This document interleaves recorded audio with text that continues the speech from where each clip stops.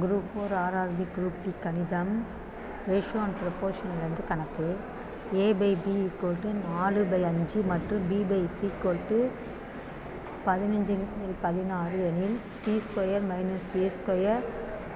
/ c² + a² என்னன்னு கேட்குறாங்க. இதுக்கு வந்து a = இதில் 4 அங்கே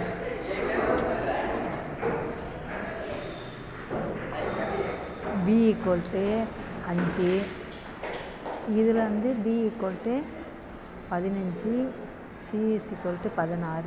இப்போ இதை எப்படி சொல்லணும்னா abc ஏவுக்கு வந்து 4 பிக்கு 5 இதில் பிக்கு 15 இதில் 16 இங்கே காலியாக இருக்கிற இடத்துல 5 இங்கே காலியாக இருக்கிற இடத்துல 15 ரெண்டுத்தையும் பெருக்குன்னா 4 15 60 5 15 75 5 16 80 இது 5ஆல் அடித்தோம்னா 12 15 16. இப்போது இதில் வந்து a வந்து 12 b வந்து 15 c வந்து 16. அப்போ அதை தான் இங்கே பிரதியிடணும். அப்போ சிக்கு பதிலாக 16² மைனஸ் ஏக்கு பதிலாக 12² டிவைடட் பை 16² + 12². இப்போ 16² வந்து 256 மைனஸ் 12² வந்து 144 டிவைடட் பை 16² 256 ப்ளஸ் 144. இப்போ இதையும் கழிச்சிங்கன்னா உங்களுக்கு 6ல் 4 போயிடுச்சுன்னா 2 5ல் 4 போயிடுச்சுன்னா 1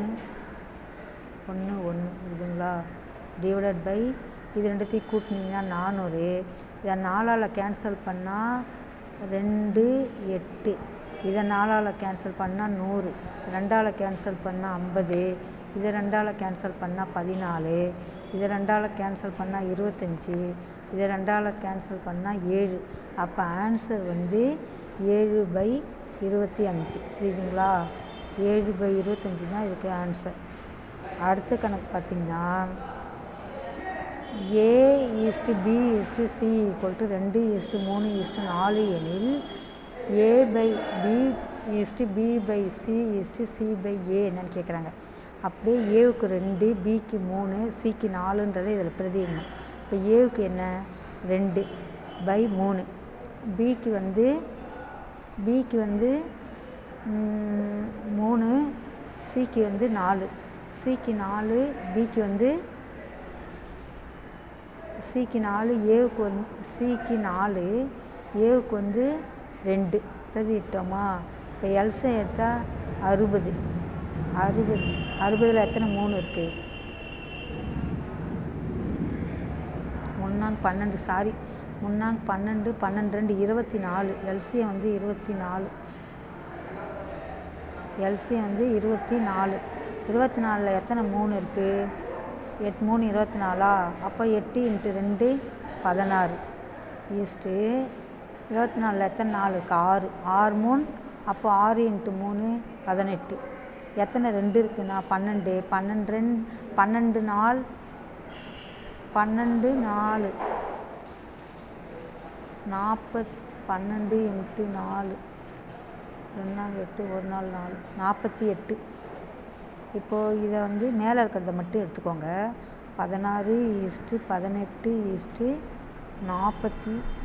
இதை 16 2ஆல் கேன்சல் பண்ணால் 8 2 16 9 2 18 12 24 2. அப்போது 8:9:24 தான் இதுக்கு ஆன்சர். புரியுதுங்களா?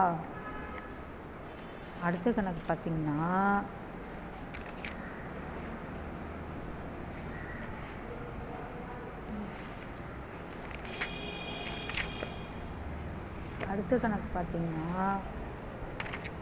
a/b = 2:3 b/c = 2:4 c/d = 2:5 எனில் ஏடிக்கு சமமான விகிதம் என்னன்னு கேட்குறாங்க.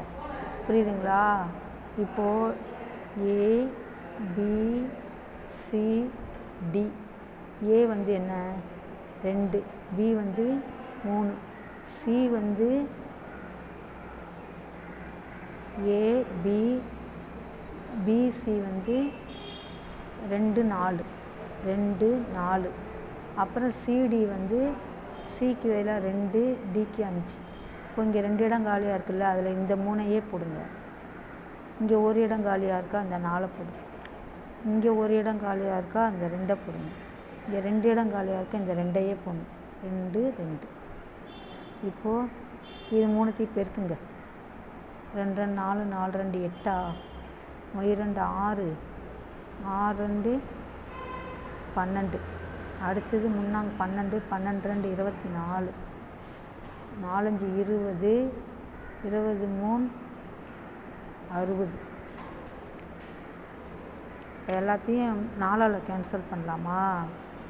இது 2, இது 3, இது வந்து 6, இது வந்து 1 5 15. இப்போது இங்கே என்ன கேட்குறாங்க? A/D கேட்குறாங்க.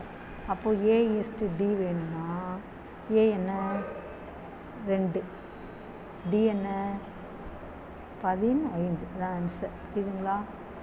2:15 தான் ஆன்சர்.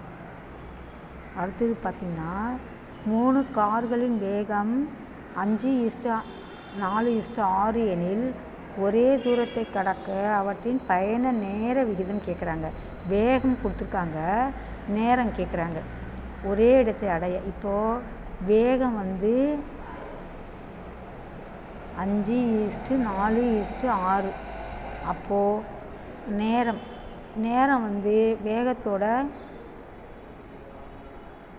எதிர்மாறல். அதாவது வேகம் அதிகமாக இருந்தால் நேரம் கம்மியாகும். புரியுதுங்களா? அப்போ எதிர்மாறல். அப்போ என்ன செய்யணும்னா, எதிர்மாறல்னா இதை 1/5, 1/4, 1/6ன்னு போட்டுக்கணும். இதுக்கு எல்சியம் எடுத்திங்கனாக்கா என்ன வரும்? 5 20, எல்சியம் எடுத்திங்கன்னா 60 வரும்.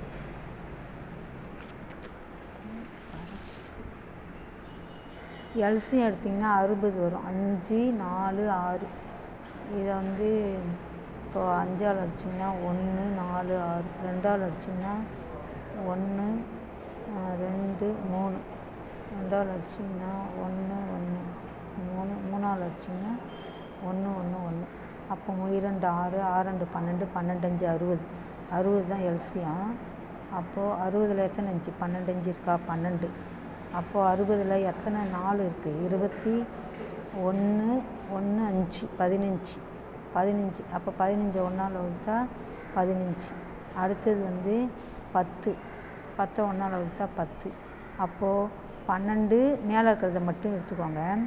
12:15:10. அதுதான் வந்து உங்களுக்கு என்ன நேரம். புரியுதுங்களா? வேகம் கொடுத்துருந்தா நேரம் வந்து அதோட தலைக்கிலேயே போட்டு செய்யணும். புரியுதுங்களா? சாரி, எல்சியம் எடுக்கணும் அதுக்கு. ஏன்னா வேகமும் நேரமும் வேகம் அதிகமானால் நேரம் வந்து குறையும். ஆக எதிர்மாறல். அதுக்காக இதை வந்து 1/5, 1/4, 1/6ன்னு போட்டு செய்யணும். புரியுதுங்களா? அடுத்தது பார்த்திங்கன்னா ரூ. 1210 ஏபிசி ஆகியோரிடம் பிரிக்கப்படுகிறது. அது A/B 5:4 மற்றும் B/C 9:10 என்ற விகிதத்தில் உள்ளது எனில் சி பெறுவது எவ்வளோன்னு கேட்குறாங்க. இப்போ என்ன கொடுத்துருக்காங்கன்னா, ஒரு 1210 ரூபாயை ஏபிசிக்கு பிரித்து தராங்க. அவங்க நேரடியாக ஏக்கு இவ்வளோ, பிக்கு இவ்வளோ, சிக்கு இவ்வளோன்னு பிரித்து தரல. A/B வந்து 5:4, B/C வந்து 9:10ன்னு கொடுத்துட்டாங்க. அப்போது இதை என்ன செய்யணும்னா, இந்த ஏபிசி ஃபஸ்ட்டு கண்டுபிடிக்கணும். ஏபிசி விகிதம் கண்டுபிடிங்க. A5, B4. அதேமாரி இதில் B வந்து 9, C வந்து 10. இங்கே காலியாக இருக்க இடத்துல இந்த 4 போடுங்க. இங்கே காலியாக இருக்க இடத்துல 9 போடுங்க. 2த்தையும் பெருக்குங்க. 9 45, 4 9 4 36 5 4 40 இதுதான். புரியுதுங்களா? இப்போது என்ன பண்ணோம், இதில் வந்து இப்போ இதில் வந்து தான் சிக்கு எவ்வளோன்னு கேட்குறாங்க. அப்போது 1210 3 பேர் பிரிச்சுக்கிறாங்க. ஏ பி சி. ஏவுக்கு வந்து 45 பங்கு, பிக்கு 36, சிக்கு 40. புரியுதுங்களா? இப்போது 3த்தையும் கூட்டினா எவ்வளோ வரும்? 45 36 40 3த்தையும் கூட்டினா 121 வருதுங்களா? அப்போ 121 பங்கு தான் வந்து 1210. அப்போது சிக்கு என்ன?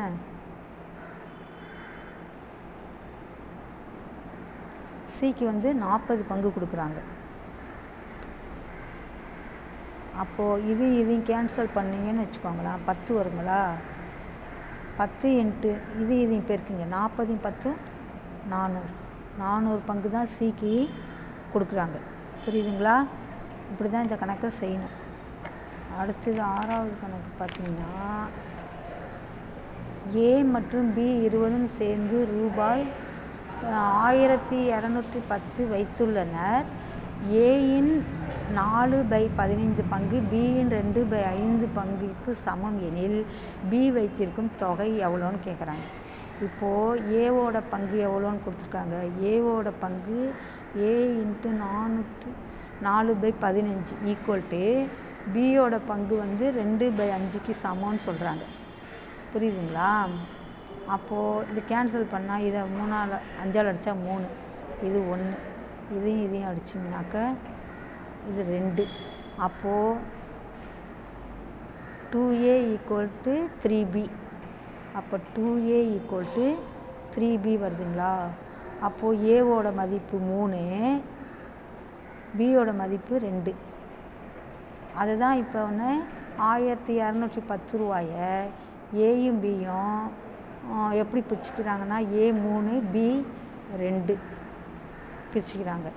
அப்போ 5 பங்கு வந்து 1210. அப்போது பியோட பங்கு எவ்வளோ?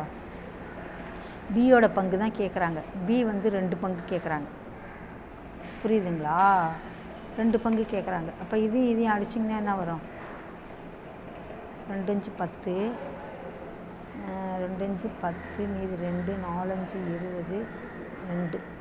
இதையும் பெருக்குனிங்கன்னா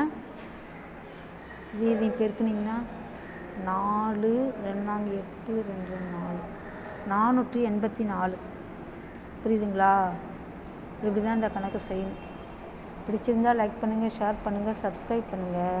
உங்கள் கருத்துக்களை கமெண்ட்டில் பதிவு பண்ணுங்கள். நன்றி, வணக்கம்.